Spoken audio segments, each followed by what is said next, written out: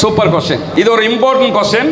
அதுக்கான பதிலை மட்டும் சுருக்கமாக கேட்டுக்கிறேன். இஸ்லாமியர்கள் ஏன் தீவிரவாதிகளாக பார்க்கப்படுகிறார்கள், தீவிரவாதிகளாக இஸ்லாமியர்கள் ஏன் சுட்டிக்காட்டப்படுகிறார்கள் என்பதுதான் கேள்வி. முதலாவது விவகாரம் என்னன்னா, இஸ்லாத்தை பொறுத்தவரையில இஸ்லாம் என்றாலே அமைதி என்று பொருள். இஸ்லாம்ங்கிறதுக்கு மீனிங் என்னன்னு கேட்டா அரபுல அமைதி என்று பொருள். அமைதியான ஒரு மார்க்கத்தில் ஏன் தீவிரவாதம் என்று கேட்டீங்கன்னா, இஸ்லாத்தில் யார் தீவிரவாதத்தில் ஈடுபடுகிறார்களோ அவர்கள் இஸ்லாமியர்களே இல்லை.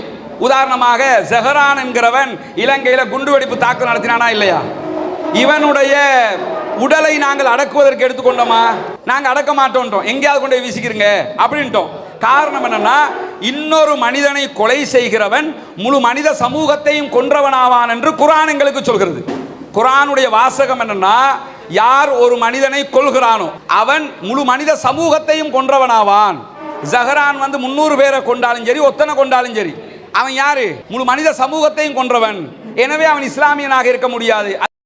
பயங்கரவாதிகளாக இருந்தாலும் சரி, யார் பயங்கரவாதத்தில் ஈடுபட்டாலும் அவங்களை இஸ்லாமியர்களாக நாங்கள் பார்ப்பதில்லை. காரணம், இஸ்லாத்திலே இது போன்ற காரியங்கள் கற்றுத்தரவில்லை. அப்ப எப்படி இவங்க வர்றாங்கன்னா, சில விவகாரங்களை தவறாக புரிந்து கொள்கிறார்கள். ஜிஹாது என்கிற ஒன்று இருக்கிறது, இல்லைன்றெல்லாம் சொல்ல முடியாது. ஜிஹாதுண்டா என்ன? இஸ்லாமியர்கள் ஜிஹாது ஜிஹாதுன்னு பேசுறது நீங்க பார்த்திருப்பீங்க. இந்த ஜிஹாதுண்டா என்னன்னு கேட்டா, ஒரு அரசாங்கம் அரசாங்கத்திற்கு எதிராக இருக்கிற தரப்போடு செய்கிற யுத்தம். ஒரு அரசாங்கம் கவர்மெண்ட் பண்ணும்ல. இப்ப நீங்க ரஷ்ய அதிபர்கிட்ட கேட்டீங்கன்னா, ஏன் நீங்க உக்ரைனுக்கு தாக்குறீங்கன்னா என்ன சொல்வார்? எங்க நாட்டுக்கு அது த்ரெட்டனா இருக்குது, அதனால தாக்குறோம் பாரு. இதையே அரபில சொன்னா ரஷ்ய அதிபர் ஜிஹாது செய்கிறாருன்னு அர்த்தம், தன்னை நாட்டை சேஃப்கார்ட் பண்றாருன்னு அர்த்தம். இப்ப இலங்கையில அரசாங்கம் இங்க நடந்த யுத்தத்தில் சண்டை போட்டாங்களா இல்லையா? இதே இஸ்லாமிய அரசாங்கமா இருந்தா அரசு யுத்தம் பண்ணி இருக்குது, ஜிஹாது பண்ணி இருக்குதுன்னு அர்த்தம்.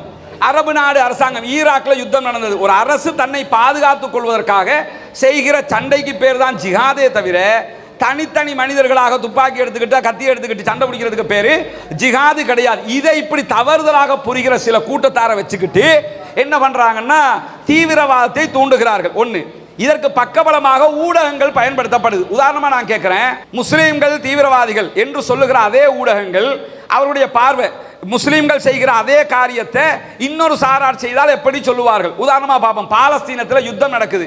பாலஸ்தீனத்தில் நடக்கக்கூடிய யுத்தத்தில் அங்க தங்களுடைய நாடு பாலஸ்தீனம்ங்கிறது பாலஸ்தீன மக்களுக்கான நாடு. ஆனா அந்த பாலஸ்தீனத்துக்குள்ள தனி ஒரு ராஜ்யத்தை உருவாக்கி இஸ்ரேல் உருவாக்கிட்டாங்க. இப்ப நாட்டை போய் பிடிச்சது யாரு? இஸ்ரேலியர்கள். பாலஸ்தீனம்ங்கிற நாட்டை கைப்பற்றினது இஸ்ரேலியர்கள். கைப்பற்றியவர்கள் சுதந்திர போராளிகளை போன்றும் அந்த நாட்டுக்கே உரியவன் தீவிரவாதியாகவும் காட்டப்படுறான். இது யார வேலை? இது ஊடகங்கள்ல வேலை. எந்த அளவுக்கு கேட்டா, நீங்க ஊடகங்கள்ல Facebookல போய் ஒரு நியூஸை போட்டீங்கன்னா உங்க Facebookை ஒன்னும் அந்த போஸ்டர் ரிமூவ் பண்ணுவாங்க, தொடர்ந்து போட்டா Facebookை பிளாக் பண்ணுவாங்க. காரணம் என்னன்னா, பயங்கரவாதி என்று இவர்கள் முடிவெடுத்திருக்கிறார்கள்.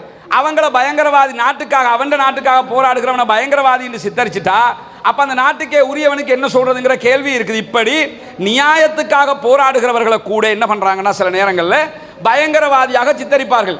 இதே ஒரு முஸ்லீம் அல்லாதவர் செஞ்சா போராளின்றுவாங்க. நெல்சன் மண்டேலா கடைசி வரைக்கும் போராளியாக பார்க்கப்பட்டாரா இல்லையா? நம்ம நாட்டில் யுத்தம் நடக்கும் போது பிள்ளை பிரபாகரன் அவர்களுடைய படையணியை தமிழ் ஊடகங்கள் எழுதும் போது எப்படி எழுதியது? இன்னைக்கும் தமிழ் போராளிகள் தானே எழுதுறாங்க, தமிழ் தீவிரவாதிகள் எங்கேயும் எழுதல. இதையே ஒரு பண்ணிட்டாங்கன்னா பயங்கரவாதிகள் எழுதுவாங்க. இது யார் இதை உண்டாக்குறான்னு கேட்டா ஊடகங்கள். நம்ம உண்டாக்கல, நமக்குள்ள அந்த பிரிவினை இல்லை, ஊடகங்கள் உருவாக்குகிறது. எனவே இஸ்லாம் எந்த சந்தர்ப்பத்திலும் இன்னொரு மனிதனை கொல்வதற்கு அனுமதி தரவில்லை. குர்ஆன் அதை தடுக்கிறது. அப்படி செய்கிறவர் முழு சமூகத்தையும் கொன்றவர் ஆவார் என்கிற அடிப்படையில் பயங்கரவாதத்தை இஸ்லாம் புறக்கணிக்கிறது. பயங்கரவாதத்தில் ஈடுபடக்கூடிய யாரும் முஸ்லிம்கள் இல்லை என்று கற்றுத்தருகிறது. அன்பிற்கினிய சகோதர சகோதரிகளே, நமக்கெல்லாம் தெரியும், புனிதமிக்க ரமலானுடைய மாதத்தில் நம்ம வெளியிட்டு வந்த ஒரு அறிவிப்பு தான், பொத்துவில் பகுதிகளில் இலங்கையினுடைய கிழக்கு மாகாணத்தின் முதன்மை ஊராக இருக்கக்கூடிய அந்த ஊரில் ஒரு வீடு இல்லாத சகோதரர்களுக்கான 14 வீடுகளை அமைக்கிற திட்டத்தை நம்ம ஆரம்பிச்சிருக்கிறோம். அதற்குரிய பணிகள் மிக மும்முரமாக நடைபெற்று வருகிறது. அதனுடைய காட்சிகளை நீங்கள் பார்ப்பீங்க.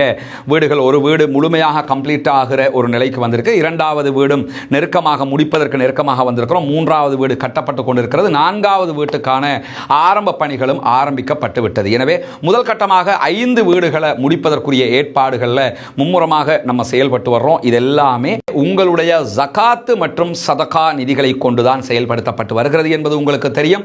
அந்த மக்களுக்காக நீங்கள் வழங்கக்கூடிய இந்த உதவிகள் நாளை மறுமையிலே கண்டிப்பாக இறைவனிடத்திலே மிக பெரும் பாக்கியங்களை நமக்கு பெற்றுத்தரக்கூடிய ஒன்றாக இருக்கிறது. அல்லாஹுக்காக நாம் செய்கிற அனைத்து செயல்பாடுகளுமே மறுமையை இலக்காக கொண்டதாக இருக்கிறது. சுவர்க்கத்தை பெற்றுக்கொள்ளக்கூடிய இலக்கை தான் நாம் நிர்ணயித்து வைத்திருக்கிறோம். எனவேதான் இந்த பணியை நம்ம பண்ணி வர்றோம். அங்கே இருக்கக்கூடிய நம்முடைய சகோதரர்கள் அந்த பணிகளை மிக மும்முரமாக முன்னெடுத்து வருகிறார்கள்.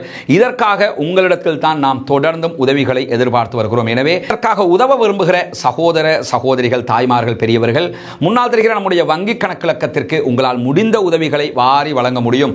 அது எவ்வளவு பெரிய தொகை அல்லது எவ்வளவு சிறிய தொகை என்பதல்ல, இறைவனிடத்திலே நன்மையை பெற்றுத்தரக்கூடிய ஒரு காரியத்திற்கு நம்மால் முடிந்த எல்லா உதவிகளையும் நாம் செய்ய முடியும். எனவே அங்கு நடக்கக்கூடிய இந்த பணிகள் வேகமாக நடைபெற்று அந்த மக்களும் நம்மை போன்று மகிழ்ச்சியானவர்களாக மாறுவதற்கு உங்களால் முடிந்த உதவிகளை வாரி வழங்குமாறு அன்பாக கேட்டுக்கொள்கிறோம்.